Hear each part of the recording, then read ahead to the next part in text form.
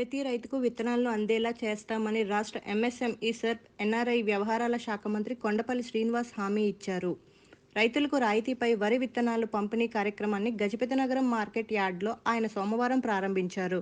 నియోజకవర్గానికి చెందిన పలువురు రైతులకు 1121 రకం వరి విత్తనాలను అందజేశారు. ఈ సందర్భంగా మంత్రి శ్రీనివాస్ మాట్లాడుతూ రైతులు విత్తనాల కోసం ఎటువంటి ఇబ్బంది పడకుండా చర్యలు తీసుకుంటామన్నారు. రైతులందరికీ విత్తనాలను అందిస్తామని హామీ ఇచ్చారు.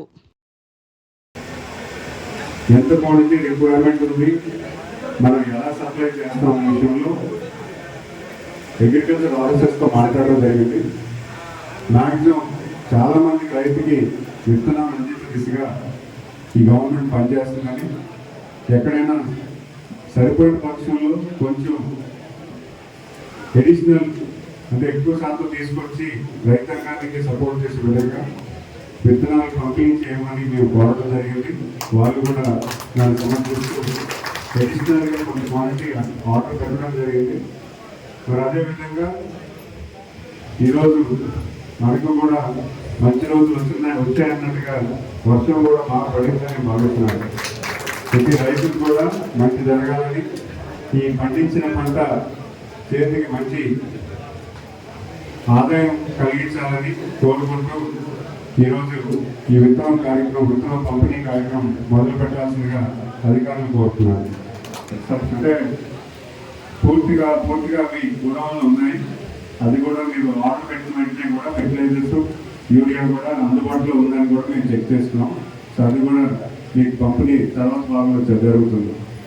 ఇంకేమైనా నాకు తెలియజేసిన ఉన్నా చెప్పండి, మాట్లాడదాం.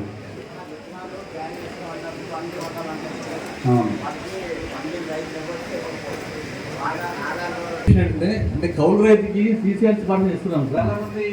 ఆప్షన్ ల్యాండ్ ఆర్డర్ వల్ల వాళ్ళకి సీసీఎల్సీ ఇవ్వలేకపోతున్నాం. అంటే ఇక్కడ కొంత సబ్మిషన్ సార్, మనకి ఎక్కువ చిన్న సహకార రైతుల వల్ల ఎకరానికి కన్సెంట్లు 20 అంటే యాక్చువల్గా ఎకరానికి 20 కేజీల చొప్పున మనం రికమెండేషన్ ఇస్తారు, కానీ ప్యాకేజ్ 30 కేజీల చొప్పున ప్యాకింగ్ అవుతుంది సార్.